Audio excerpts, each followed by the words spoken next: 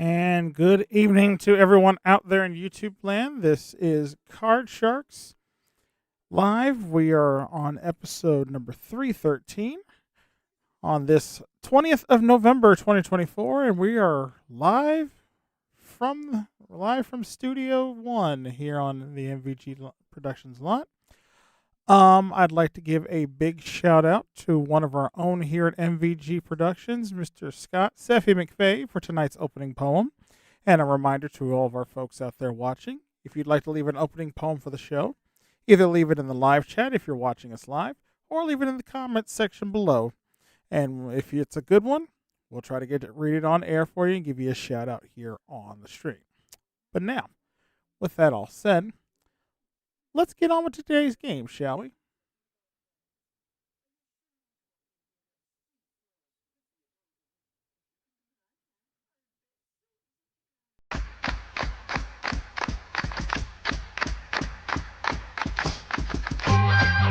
Kings and queens are always fair, but play with an 8 and you take a dare on Card Sharks. This is the game where a single turn of the cards can win someone over $32,000 in cash. And now, here's your host, Brandon Scruggs. Thank you all. Thank you all, folks. Welcome in here to another edition of Card Sharks right here at MVG Productions. Glad you could be here with us once again. Yes, you always take a risk with the 8 here in this game, but we know our contestants here are always willing to take those risks and go for the big money here. And speaking of big money, our returning champion, John Bergman, is unable to be with us on this episode. So for the first time this season, we'll be crowning ourselves an interim champion. And whoever is champion at the end of this episode will meet John on our next episode, which will be back at its regular time this Sunday night at 9 p.m. Eastern, 8 Central, right here on MVG Productions. Make sure you tune in for that and don't miss out on all the fun. So let's meet our two players who are going to be vying for that first spot as interim champion here. And let's meet him now, starting as our red player today. Please welcome in Mr. Josh Rutan. Thank you for having me. It's an honor to be here. Glad to have you aboard with us, Josh. Tell the good folks home in YouTube land a little bit about yourself, sir. Well, I am Josh Rutan. I'm from San Antonio, Texas. I am a hotel night auditor, so I work the graveyard shift. And I love my job, and I love playing a little bit of Card Sharks. Yep, and as most of us say who work the graveyard shift, myself included, in coffee we trust. Oh, no. It's not in coffee we trust. It's in a Diet Dr. Pepper we trust. Yeah, whatever caffeinated beverage gets you through the night, Lord knows we all need it at some point. But anyway, glad to have you here, sir. Welcome to the show. Good luck to you today. Thank you. And good luck to your opponent, who you'll be taking on first, playing the blue cards here in our first game. We have Mr. Travis Coulter. Travis, welcome. Hello. Now, should I call you Travis or should I call you hashtag me under the line? I don't know. We'll figure it out. Well, while you try to figure out what it is, why don't you tell the folks at home a little bit about yourself? All right. Well, I'm me under the line. I just turned 36 a month ago. I like city building games. I like a little bit of strategy. I like adventure, and I work in a grocery store in the deli department, so there's adventure on its own. And love a little bit of walking adventure, so adventure of all kinds. Fantastic. This is a man of adventure, and that's what we always look for in life. So welcome. Hopefully this game will be an adventure for you. Hopefully adventure straight over to our money cards, which are waiting for one of you, because somebody could walk out of here with $32,000 in cash. But in order to do that, we need to play our game. So let's get right to it. You both have cut the cards before the show began. Josh won the toss, so he's going to be our de facto champion. We'll be playing the red cards. Travis will be playing the challenger's position and be playing the blue cards. The objective, of course, is to work your way across the board, telling me if the next card is higher or lower than the one that came before it. You can work your way across the board. You're going to win a game, and you'll pick up $500 in cash. Of course, we play past 2 out of 3, and the winner again goes on to those big money cards again for a chance at over $32,000. All right. Now, with all the formalities out of the way, let's get to our game. And as I said, Josh won the toss back the stage, so he's going to be going first with this first question here. And Josh, according to a 2020 report from Bloomberg, what percentage of U.S. households have landline phones?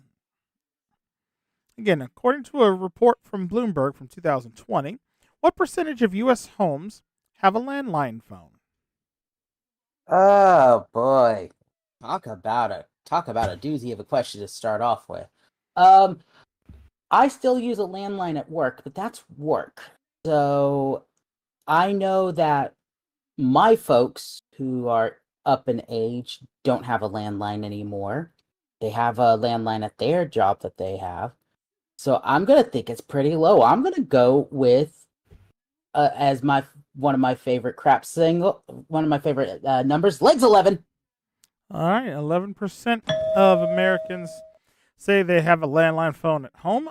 Travis, higher or lower than 11%? 1 in 9.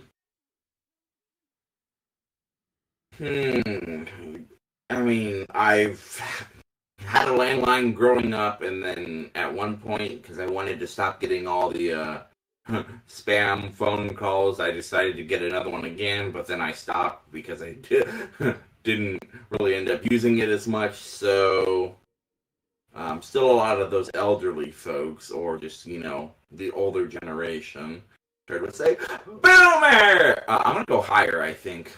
Yeah, say higher than that. All right. Well, if the answer, of course, is higher, you'll be playing your cards first. If not, Joshua will be playing his cards.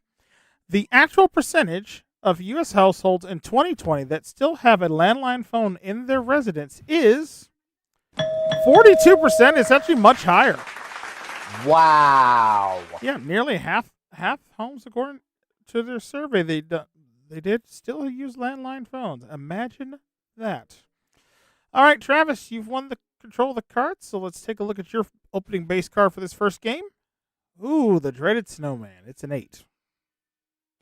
Well, yeah, there was the intro. I don't want to, but unlike this, I won the question, so I think I won't take the there, and I'd like to take a change. All right, makes sense. You won the question. You have the right to change that card. The 8 goes away, and out to play, we find a king. Great card. Let's see if we can run the board. Let's go lower. Lower than a king. It's a 10. All right. Getting close, but let's see. Those 3 cards. Let's go lower. Again, lower than a 10. Oh, no. An ace cost you those 2 cards. There you go back to the king. Josh, you get a free chance to play your base card. Also a king. Let's go for it lower. Lower than a king. It's a 6. No guts, no glory. Higher. We're on higher than a 6. Oh, no. It's another 6. Pairs do not play well in this game here, unfortunately. So both players with a great starting card, but no progress made by either one. So we'll go on to question number 2 now. This one goes over to Travis. Travis, we asked 100 female dog owners, do you refer to yourself as a dog mom? How many of those 100 female dog owners refer themselves as a dog mom?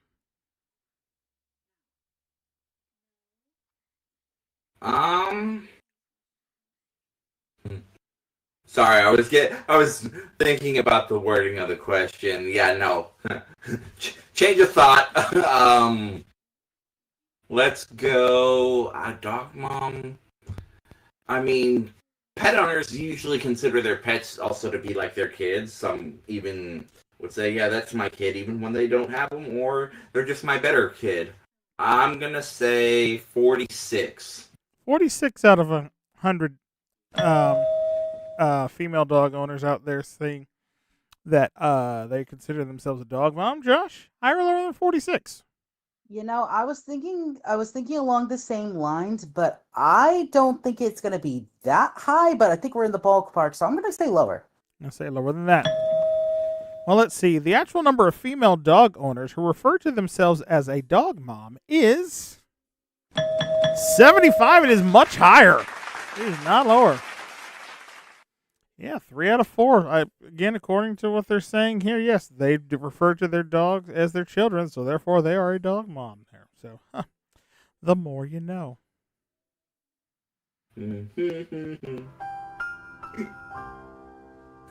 All right, Travis, you got control of the cards again. You got that king.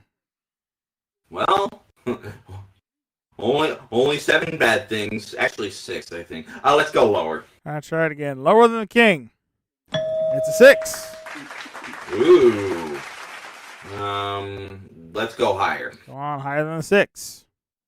Oh no, another 6. Yeah, unfortunate there. You lose those 2 cards. Josh, free chance it's yours, king. Lower than a king? Maybe lower? It's an 8 up the middle. I'm taking a freeze. All right, does not want to toy around with the 8 there. Taking the 1 card advantage while he can.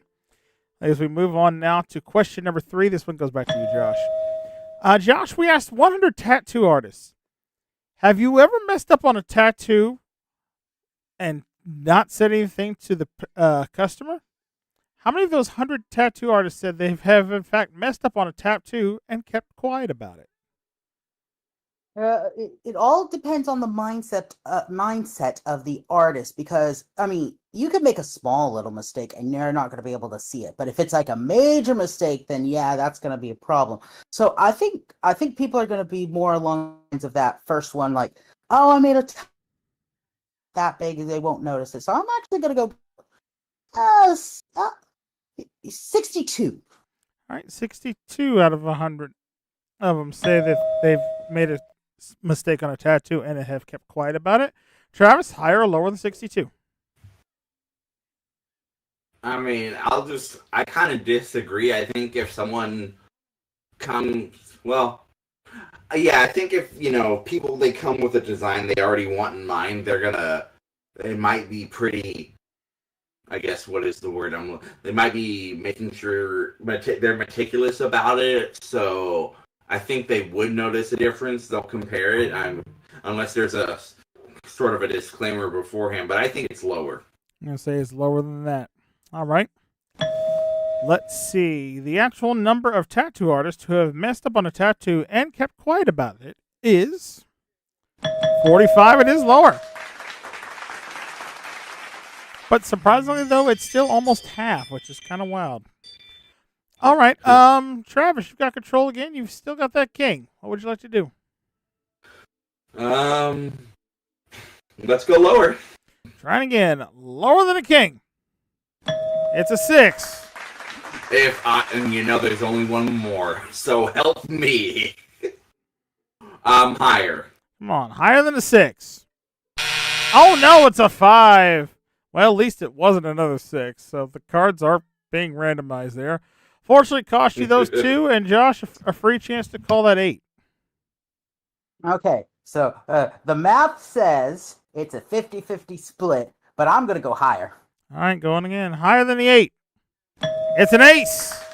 Lower. Lower than the ace. It's a 9.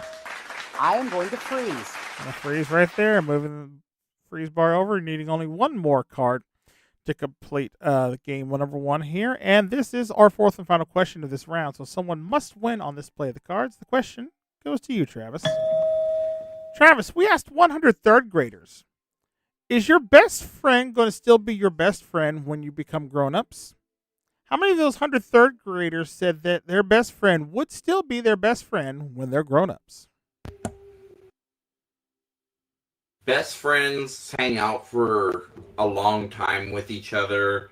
I was in 3rd grade. I thought my best friends were going to be there with me, at least until adulthood. May not be. Everyone parts ways at some point, but I don't know if they have that mindset yet. So I'm going to say it's a high number. I'm going to say 70. 70 out of 100 third graders believe that their best friend in third grade would still be their best friend as an adult. Josh, higher or lower than 70? The funny thing is what I was thinking very, very close to that number. So it's going to be close either way. I don't think it's going to be as high, so I will say slightly lower. I'll say slightly lower than that. All right, for all important control of the cards, the actual number of third graders who believe that their best friend would still be their best friend when they're a grown up is 88. It is not low or higher. All right, Travis, a decision to be made is yours, sir. You have your king. You need 4 cards to complete the board. Josh only needs 1, but he has a 9. So the option is yours. Do you want to play your cards, or do you want to pass Josh? If we had more questions, I would play, but the cards have been great on duplicates today, so I'm going to pass and hope he fumbles.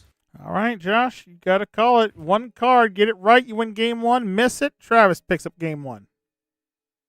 Not only am I going to call the right higher or lower, I'm going to call the card. It is going to be lower 3 of hearts. Going for the 3 of hearts, but he more importantly lower for game number 1, lower than a 9. It's an 8, but he's got it. Very nice, sir. You are the winner of game number 1. You pick up $500 for that, and you're ahead 1 game to nothing here. So let's go ahead and clear out those cards. Deal the next ones off the top of the deck, and we'll get right into game number 2 here. And our second game, the challenger gets to start first with the first question. So, Travis, this one is for you. Travis, we asked 100 sports fans, do you own a lucky pair of underwear?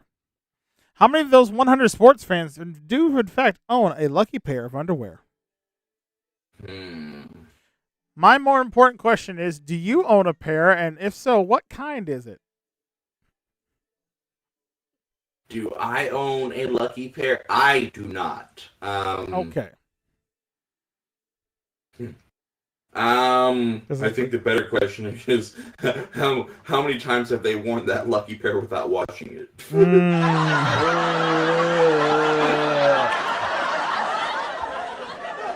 That's another question for another day. Yeah. Sports fans, I mean, I feel like sports fans, do believe in superstitions, especially with the way some games are called. So I would think that they have some lucky article, if not a pair of underwear, but lucky underwear. I'm going to say, so that's probably the first thing you put on. Why not be lucky? Let's go 57. 57 out of 100 of them said they do, in fact, own a lucky pair of underwear. Joshua, higher or lower than 57? Okay. With all the sports merch that is out there, there's gotta be something else that's lucky that they wear all the time besides underwear. Though I will admit, my roommate has a lucky pair of Saints underwear, and they haven't really been lucky this season, so I'm going to go lower. I say lower than that. Well, I do not own a pair, but I know I had friends at one point in time who did, but quite frankly, I'm not sure if it worked out for their sake of their sports. But let's find out. The actual number of sports fans who indeed, in fact, own a lucky pair of underwear is 45. It is slightly lower. All right. Josh, you've got control of the cards. Let's take a look at your opening base card for this second game. An ace. I'm going to keep it lower. Going on lower than the ace. It's a 4. Higher. Higher than a 4. It's a 10. Freeze. And a freeze right there. Taking an early 3-card advantage here as we move on to question number 2. And this one goes to you, Josh.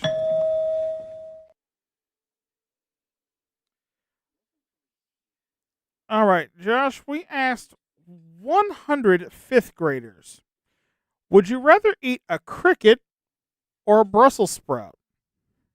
How many of those 100 fifth graders said they would rather eat a cricket than a Brussels sprout? Fifth graders are. I'm sorry to say this. Some fifth graders are absolutely dumb and will do anything just to get out of doing the right thing. So I think this is going to be fairly high.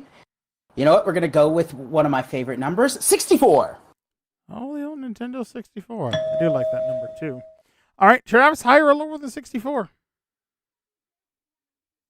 Kids do not like vegetables. Most kids, anyway. Me growing up, it was lima beans. I would say that. Do they eat a cricket over? Yes. As to 105th graders, would you rather eat a cricket or a Brussels sprout? How many of those fifth graders said they would prefer to eat a cricket than a Brussels sprout? Josh says 64. Oh man. I mean, just well. Yeah, they'll eat anything. I think it might be a little bit lower though. I'll say a little lower than that. Let's see. The actual number of fifth graders who, in fact, said they would rather eat a cricket than a Brussels sprout is 39. It is lower.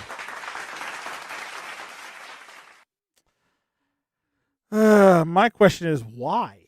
Just why? Like, Brussels sprouts, nothing but a tiny little cabbage. Like, it's not that bad. Anywho. I got a question. Yes. Are you smarter than those 39 fifth graders? I say ask Bear Grylls and then get back with me on that. But anywho.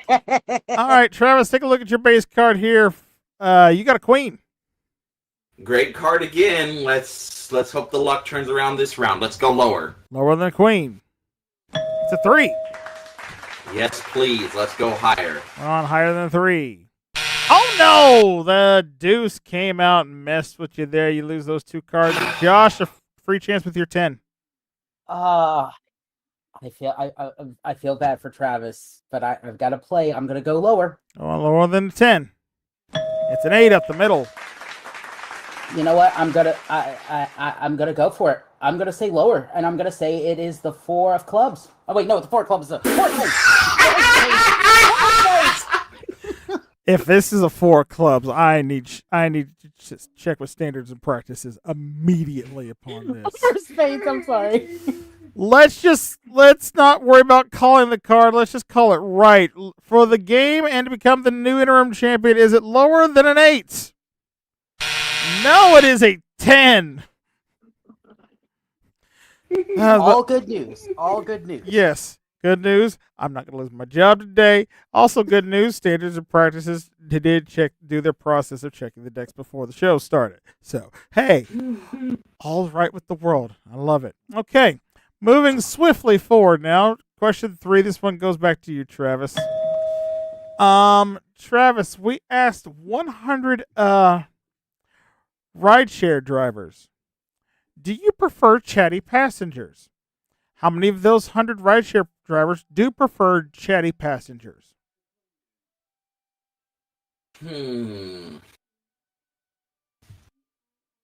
I've used rideshare, I guess, or at least, some form of rideshare here and there. I myself am not a chatty passenger, really, but I feel like a lot of the drivers engage in conversation a lot, so I'm going to say 65. All right, 65 out of those 100 rideshare drivers would prefer a chatty customer. Joshua, higher or lower than 65? I have to use a rideshare service basically every day I go to work.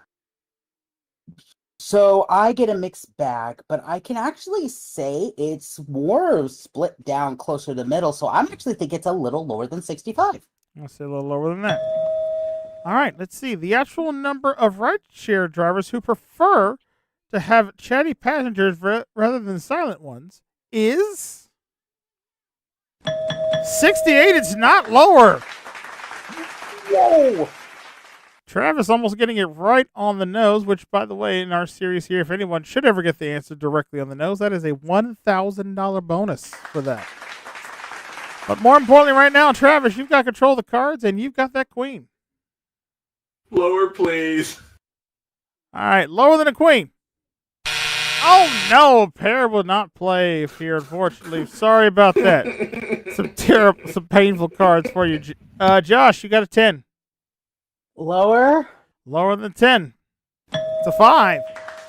I have to go for it. It's going to be higher, and it's going to be a 9. For the game and to become the interim champion, higher than a 5. It's a queen. He's done it.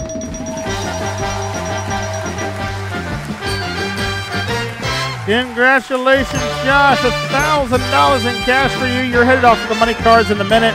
Travis, I'm so sorry, man. Those cards were brutal to you today. But did you at least enjoy playing our game? I did. Maybe I'll catch a better break next time. Yeah. Well, we'll see what we can do for you. Once again, give it up for Mr. Travis Coulter, y'all. Good luck, Josh. Thank you. All right. And with that said, Josh, you ready to try to win some big money here? I am so ready for this. Let's go do it. Let's play the money cards.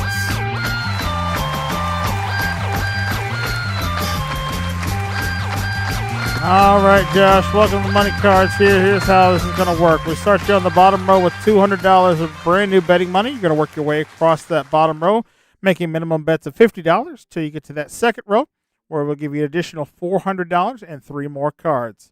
Like I said, minimum bet is $50 through the first 2 rows till you get up to the big bet card, where there you must wager at least half your money.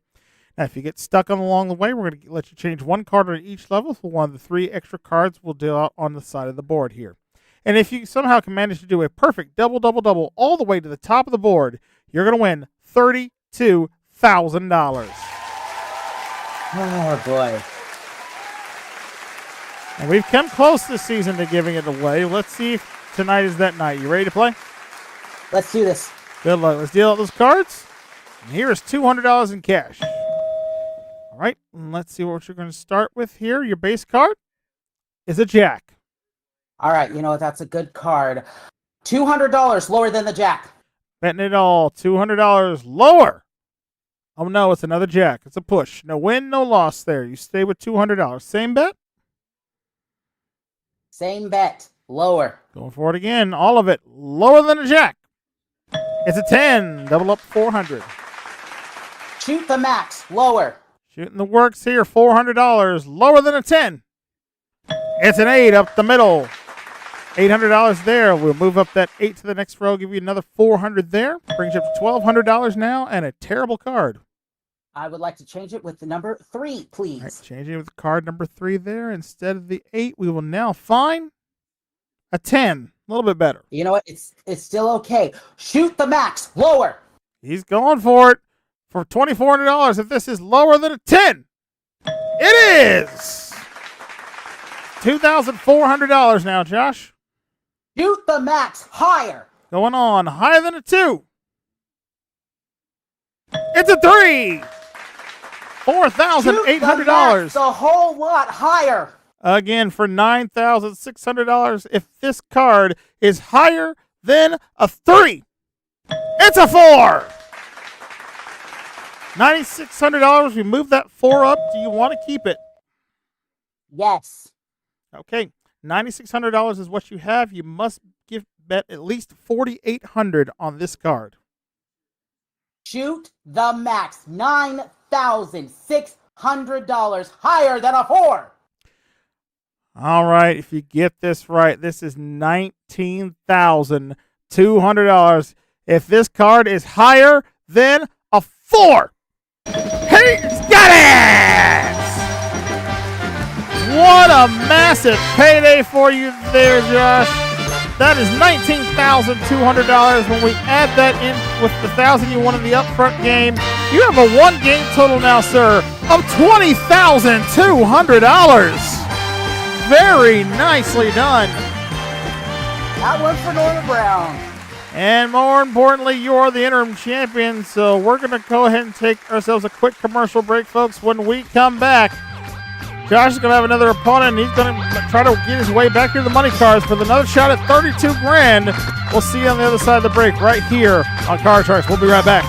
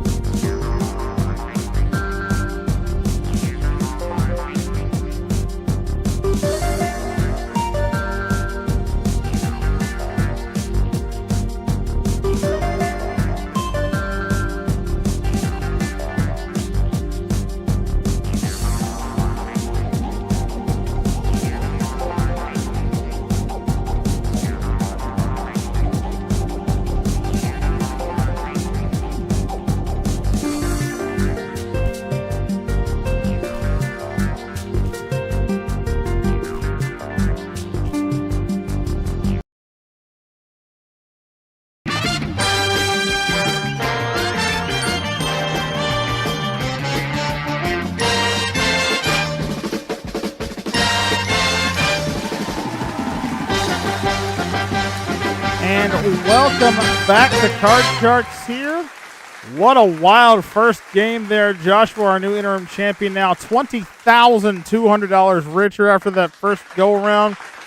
What do you think? What are you thinking, Josh, after winning that big much money? I am steaming mad about the double jacks. I wanted it to be lower, but you know what? I still was happy. 20,000 is a good day's work. Yeah, but that's only a half day's work so far because you got to defend now as you take on the second opponent here on this episode. And let's welcome him in here now from the great state of Louisiana. We have Mr. Cedric Weatherspoon Jr. Cedric, welcome aboard, sir. Thank you. It's great to be here. Welcome back. And remind the good folks at home about you once again. Yes, I'm Cedric Westman Jr. I am from Baton Rouge, Louisiana, currently serving the Army National Guard as a first lieutenant now. And if I'm not serving my country, you may find me doing security or news journalism at a local news station near you. Fantastic. Well, thank you for your service. Thank you for what you do to help keep our country safe. And now I'd like to try to award you some money here. You ready to play our game? Let's get it on. All right, let's play some Card Sharks. All right, the cards we have new decks of cards that have already been shuffled. The players cut them during the commercial break. And now let's get right to it with Joshua, our new interim champion. He has control of this first question, and this is for you, Josh. Josh, we asked 100 bodybuilders, can you actually be too buff? How many of those 100 bodybuilders said the fact that you actually can become too buff? Now, I'm just going to say this. Bodybuilders, they train their bodybuilders, obviously, they train to look a specific way, especially if they're going for certain categories and all that. So in their mindset, yes, it is going to definitely be too buff for certain things. But some of them are like, I don't care. So I actually think it's going to be kind of low on, you know what? Yeah, we're going to go 24. 24 out of 100 of them said that you actually can be too buff. Cedric, higher or lower than 24? Knowing that certain bodybuilders might be doing the dope thing for that extra vitamin, you can't see me doing air quotes, but you get the idea. Mm-hmm. You might be too buff, and Liver King can say it best on that. So I'm gonna say a little higher than 24. Say a little higher than that. All right. Let's see. The actual number of bodybuilders who say that you can actually become too buff is 73 of them. That's insane. That is way higher. Yeah. Like I said, extra vitamins. Yep. All right. Cedric, you got it right. You got control of the cards. Let's take a look at your opening base card for this first match of the second game. A deuce. Okay, I'm going to keep that. Let's go higher. Higher than the deuce. The 10. Lower. Lower than 10. Oh, no. Another 10. Pairs got you as well. Josh, a free chance to play your base card. A 10. Oh, Oh, that's hilarious. You know what? Just because it's happening, I'm going to say it's higher. All right. Higher than 10. No, it is a 6 there. Fortunately, cost you that one. Nobody making any progress off of that one, so we'll continue on with question at number 2. This one goes to you, Cedric. Cedric, according to a survey done by California Pizza Kitchen, what % of millennials say they wouldn't go on a second date with someone if they ate their pizza with a fork and knife? ooh. Again, according to a survey done by California Pizza Kitchen, what % of millennials say they wouldn't go on a second date with someone if they ate their pizza with a fork and knife? That's an interesting concept there, and I've rarely seen people eat pizza with a fork and knife. Oh yeah, we did some digging for some of these questions for this season. So Yes, y'all did, man. That's eye opening. I would say a lot of people would not go on a second date if they saw their lover or potential date with a fork and knife eating pizza. So I'm gonna say 64. 64 out of 100 of them say they would not go on a second date just because someone used a fork and knife with their pizza. Josh, are you a fork and knife guy? Only on Chicago deep dish, if I'm being honest. Makes sense. Yeah, I think that's too low. I think that's I'm gonna say it's higher than 64. Let's say even higher than that. All right, let's see. The actual percentage of millennials that wouldn't go on a second date with someone if they used a fork and knife to eat their pizza is 32. It is not higher, it's lower. Oh, way lower than I thought. It's about half of what you thought. So yeah, eating pizza with a fork and knife, acceptable among a good majority of millennials. I guess I would fall in that category too, because only if I feel like the pizza's super messy, will I grab the fork and knife. Otherwise, yeah, give it to me, fold half, chomp, and enjoy. The way I feel like pizza is supposed to be. But anyway, enough about my pizza habits. Cedric, you still got that deuce.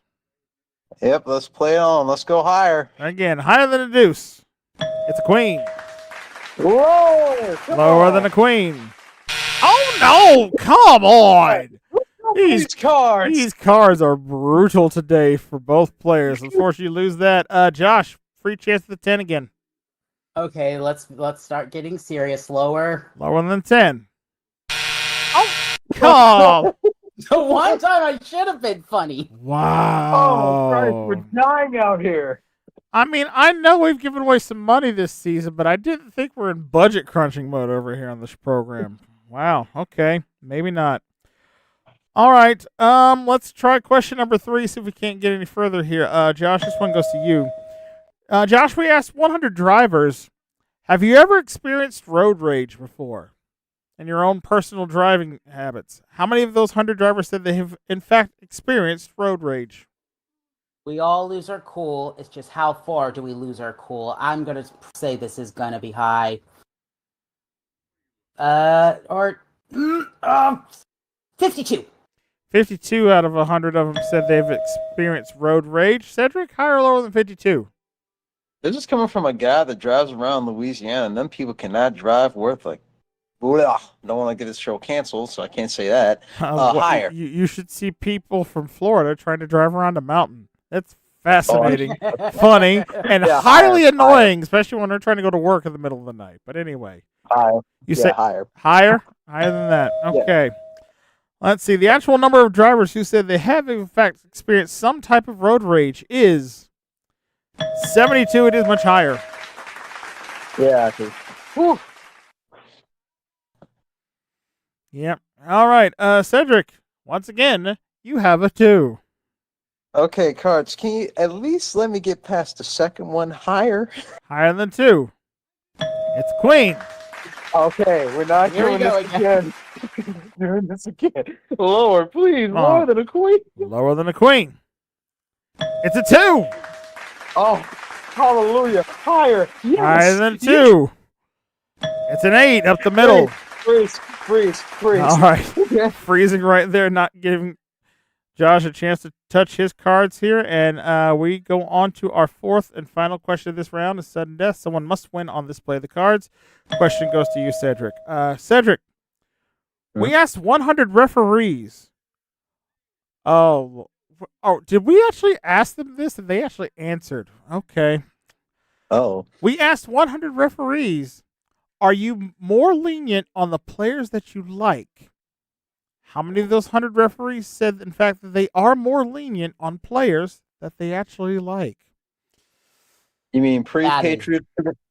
You mean pre-Patriot Super Bowl dynasty or current Chiefs? According to this was done recently, so I'm assuming probably closer to like current Chiefs, maybe. I don't know. But okay, again, I'm just reading it from the point. My research team dug some of these up, but I want to know the answer to this one. So knowing what has recently happened, I'm going to say 68 out of 100. All right, 68 out of 100 of them, in fact, are more lenient on the players that they like. Josh, higher or lower than 68? If you're lenient on the players that you like, shame on you. And I don't think refs would even want to have that insinuated whatsoever. So I'm going to say it is lower. I say lower than that. Well, as a wrestling official at one point in time in my career, my job was to call it down the middle as I saw it. So I'm like, regardless of who I may like, who the good guy or the bad guy is, like, hey, I call the match as I see it. And that's been my life motto since I was a little bitty child. Calling it like I see it since 1984. Let's see. For all important control of the cards here, though, the actual number of referees that said they are, in fact, are more lenient on players they like is 44. It is just slightly lower. Oh, man. But the fact that it's still almost half is kind of scary there. All right, Josh. Mm-hmm. Tough decision for you, my friend. You've got the 10. You need all 4 cards to win game 1. Cedric has an 8. He can't change it. He needs 1 card. So the option is yours. You want to play it or you want to pass it to Cedric? You say this is a hard decision. No, this is easy. Cedric, good luck. All right, Yep. Cedric, 1 chance. Call that 8 correctly. You win game 1. If not, goes to Josh. You know, the way these cards are playing, I'm going to say lower, and I hope it's a 6. All right, for the first game of the match, if this is lower than an 8. Oh, no, it is a king, and Josh picks up game number 1. No place, sir. There it is. Well done, sir. That is $500 more for you. Brings you up to $20,700 now. So let's clear out the board and go ahead straight into game number 2 now that we start here with Cedric as the challenger going first on this one. So, Cedric,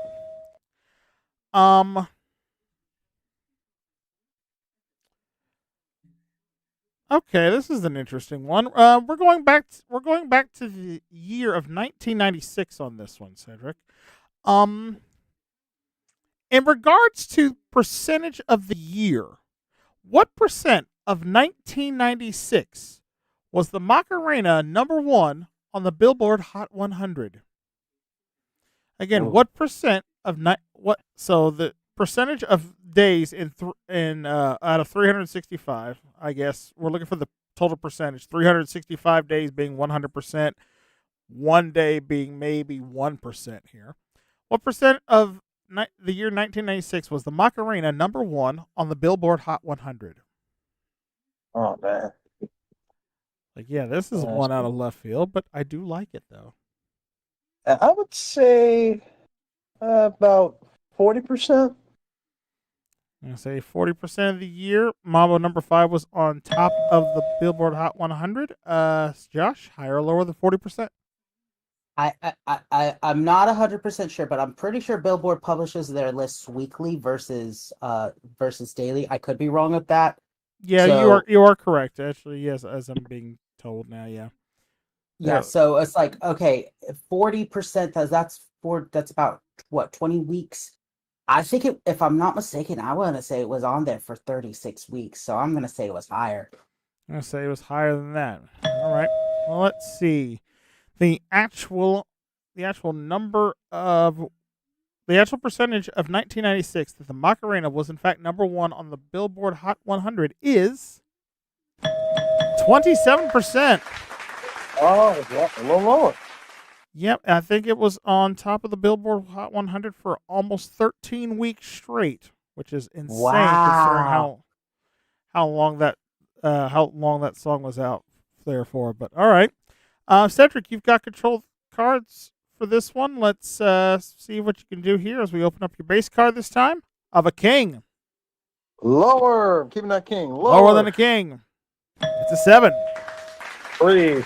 Gosh. All right, not giving Josh any chance to touch his cards, which I don't blame you the way he's been playing so far.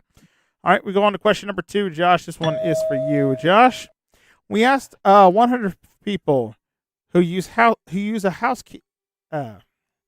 housekeeping service. Again, words, English, can't, T-shirt coming soon. We asked 100 people who use a housekeeping service, do you clean up your house before the maid actually comes over? What percentage of how many of those 100 people said, in fact, they do clean up their house a little bit before the maid actually comes over? Okay, I just want to make sure. It just clean up a little bit, not fully clean, just a little bit. Clean up a little bit. Yeah, clean up a little bit.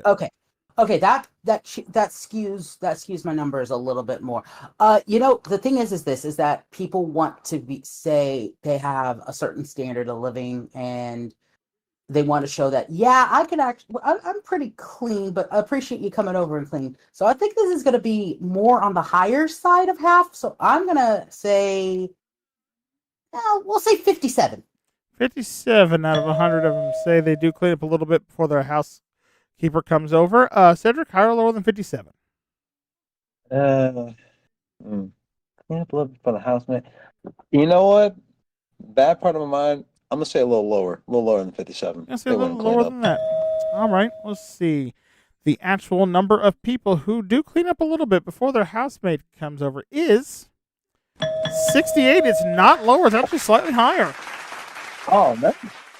Yeah, nearly 2 out of every 3 people clean up and pick up a little bit. Maybe they either just feel like they feel guilty about having them to clean up all their mess, or maybe it was just the fact they just want to help them out a little bit.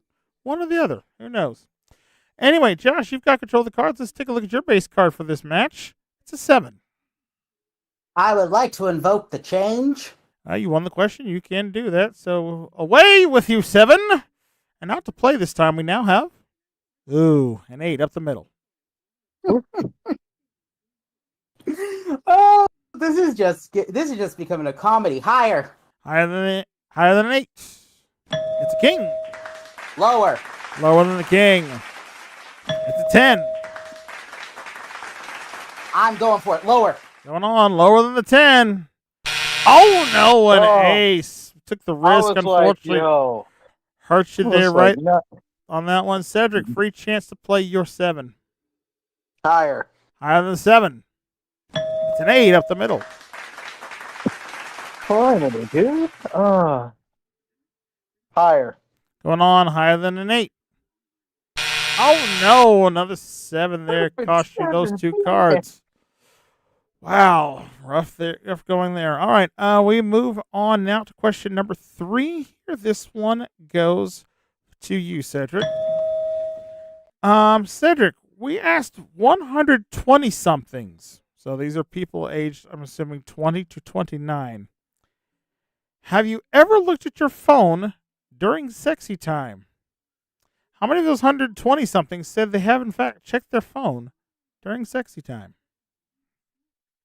Unless they're recording.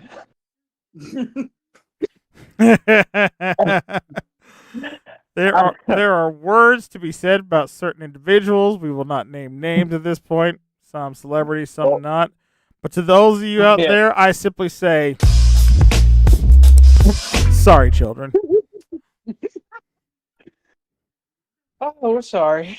You know what? It's 20-something-year-olds. I would say 56 out of 100. 56 out of the 100 of them say they've, in fact, checked their phone during sexy time. Josh, higher or lower than 56? Have some decorum. It's lower.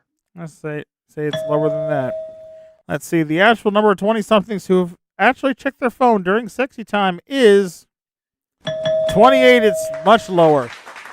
Oh, man. Yes, there is some decorum. They do have certain priorities first here, I guess. I'm thankful for that. All right, Josh, you've got control with the 8. I would like to invoke the change again. He's invoking the change. Away with you, 8. And now in this place we now find a king. Lower. Lower than a king. It's a 10. Lower. Going on, lower than the 10. Oh, no, a jack. Evil. Evil cards there. Cedric, free chance with your 7. Oh, will the comedy continue? Higher. Oh, come on, higher than a 7. No, it is a 5. Cost you there. It just keeps going. Unbelievable. It just keeps going. Well, this goes to our 4th and final question of this round. Someone must win on this play of the cards. Cedric needs 3. Josh needs 4. And Josh, this question goes to you. Well, we were on that last question, we were talking about some 20-somethings who have checked their phone during sexy time. Well, in this case, we asked 100 churchgoers. Have you ever checked your phone during a church service? How many of those 100 churchgoers said, in fact, they have checked their phone during church service? All right. Churchgoers are not just your elderly folks. There's people of all walks of life that go to church.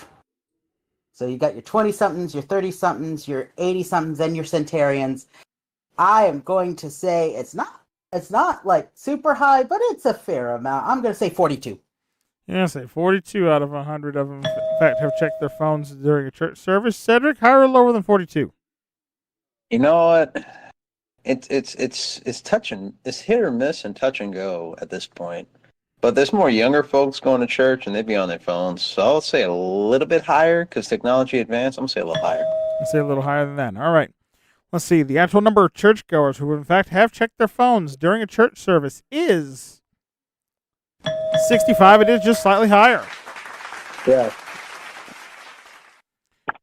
All right, Cedric, you've got control of the cards and a decision to make, sir. You need 3 cards. You have a 7 that you can change. Josh has got to go all the way across the board with a king. The option's yours. You want to play it or pass?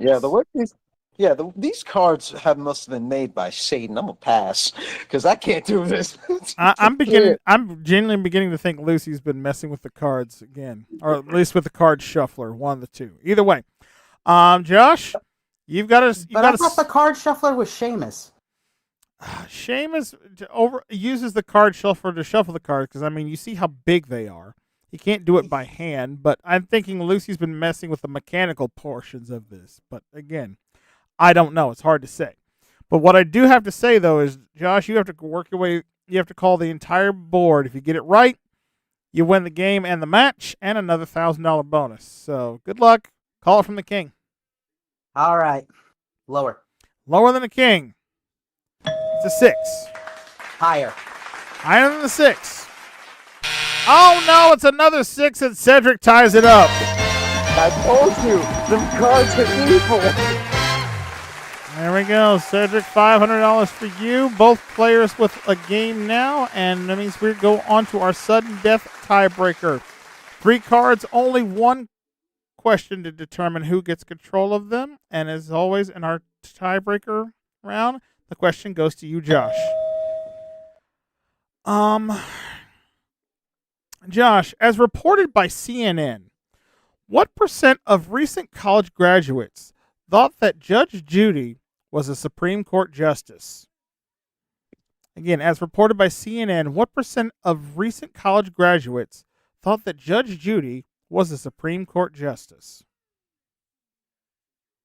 I have a lot of feelings I want to say about this question, but I'm going to save them, and I'm just going to say 12%. 12% of recent college graduates thought that Judge Judy was a Supreme Court justice. Cedric, higher or lower than 12? Recent college graduates. Mm-hmm. Some college graduates may or may not pay attention. I feel like it might be slightly higher than 12%. Slightly. I'm going to say slightly higher. All right, let's see. For all important control of the cards in our tiebreaker, the actual number of recent college graduates who thought that Judge Judy was a Supreme Court justice is 10%. It is not higher, it's just slightly lower. Oh, man. Very good guess there, Josh. Well done. All right, Josh, the decision is going to be yours if you want to play your cards or you want to force Cedric to play his. Remember, if you do play yours, you can change your base cards. Cedric cannot. But before you make your decision, let me show you the base cards that you have. Cedric, he has a jack. You have a 9. Ooh. The option is yours. You want to play it? You want to pass it to Cedric?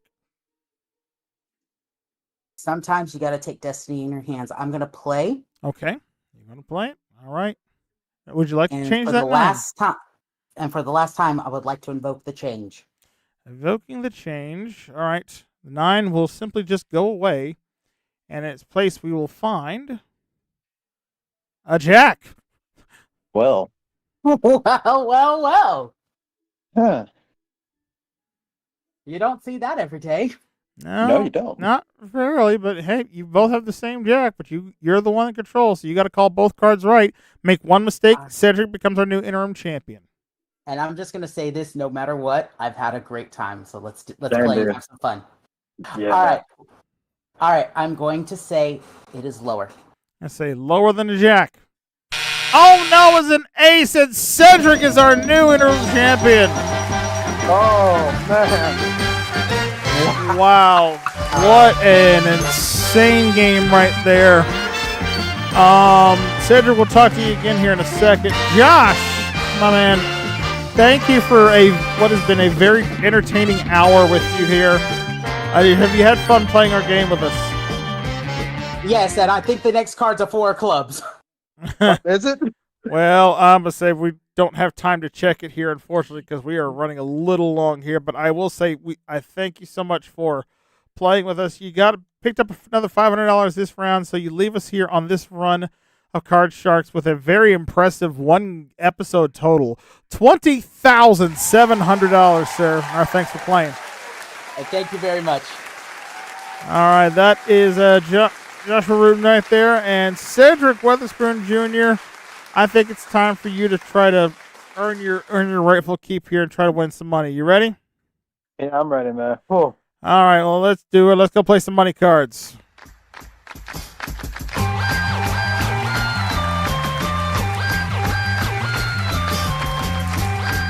All right, Cedric, you know how this works. You have played this game many times here on the server, and you probably played during our last season of Card Sharks that we had here on the channel. So you saw what happened in the first round. So just a reminder again, minimum bets are $50 through the first 2 rows till you get to the big bet up top. There you must wager at least half your money.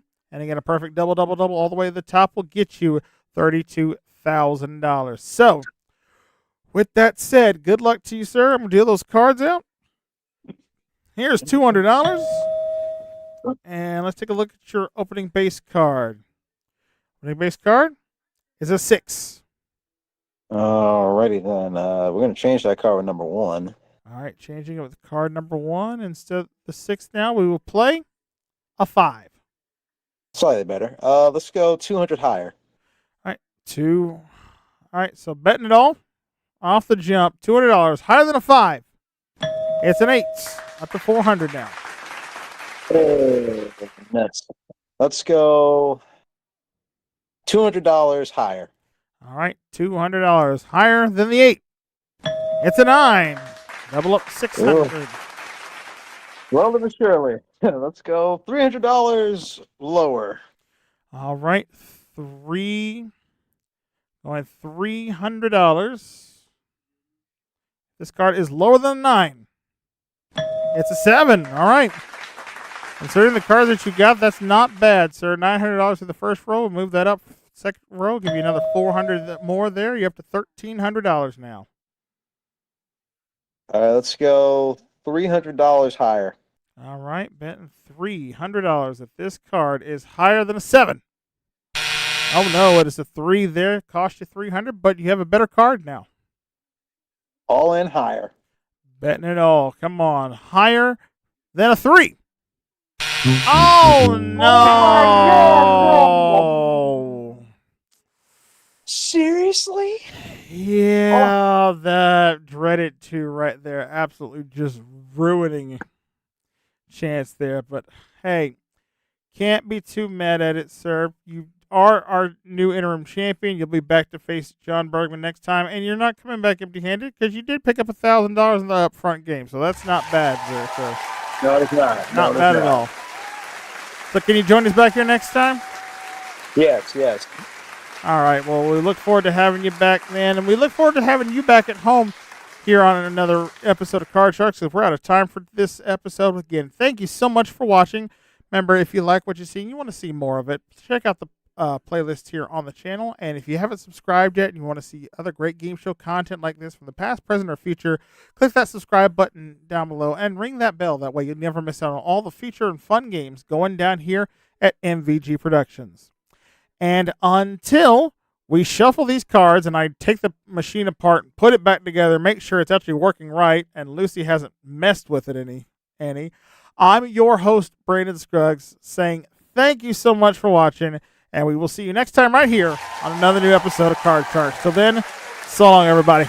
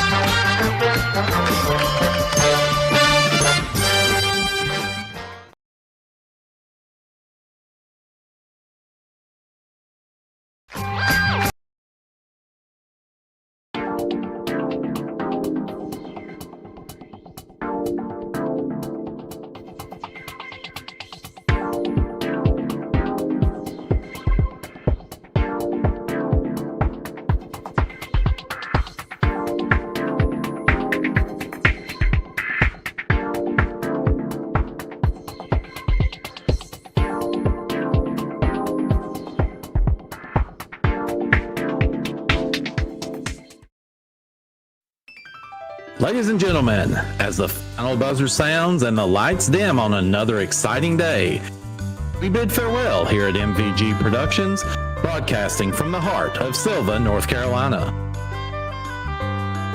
Today we've seen contestants triumph, puzzles unravel, and fortunes change. We hope our game shows brought you thrills, laughter, and maybe a few nail-biting moments. Thank you for being a part of our audience, supporting us, and recognizing the vision of Brandon Scruggs, who owns and operates MVG Productions. Until next time, we leave you with our national anthem. Good night.